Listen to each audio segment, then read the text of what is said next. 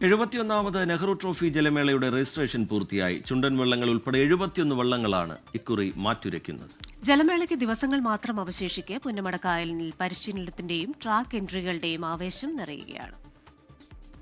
വള്ളംകളി പ്രേമികളെ തുള്ളിക്കളിയപ്പം വരെ തുള്ളി തുള്ളി പെയ്യും മഴ ഉള്ളിൽ വന്നു വീഴും വരെ കവലക്കാറ്റില് വള്ളത്തെ കയറുമ്പോൾ കവാലം ചുണ്ടൻ വള്ളമോ എന്നൊരു ഓർമ്മയുണ്ട്.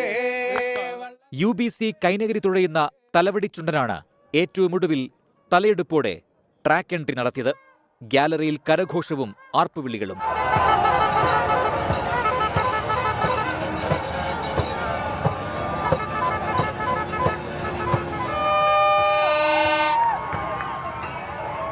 ഡബിൾ ഹാട്രിക് സ്വപ്നം കണ്ട് പുന്നമടക്കായലിലൂടെ തലങ്ങും വിലങ്ങും പള്ളാത്തുരുത്തി ബോട്ട് ക്ലബിന്റെ പരിശീലന തുഴച്ചിൽ.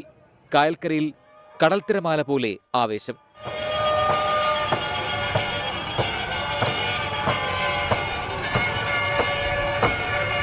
അത്രയും നല്ല ട്രെയിനിങ്ങും ഞങ്ങളുടെ കുട്ടികൾ അതിനെല്ലാം നല്ല സന്തോഷത്തിലാണ്, ജയിക്കുമെന്നുള്ളൊരു വിശ്വാസത്തിലാണ് എല്ലാവരും.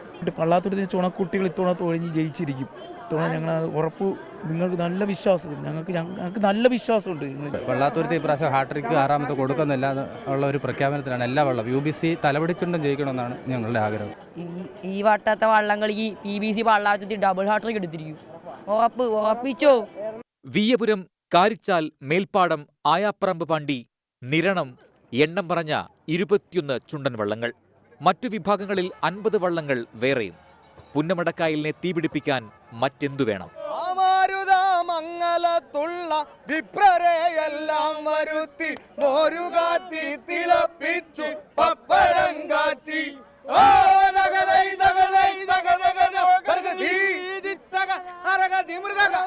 ജലമേളയ്ക്ക് 8 ദിവസം അവശേഷിക്കുന്നുണ്ടെങ്കിലും ട്രാക്ക് എൻട്രിയും പരിശീലനവും കാണാൻ ജലമേളയോളം തന്നെ കാണികളാണ് കായലോരങ്ങളിൽ ഇടം പിടിക്കുന്നത്. 24 ആലപ്പുഴ.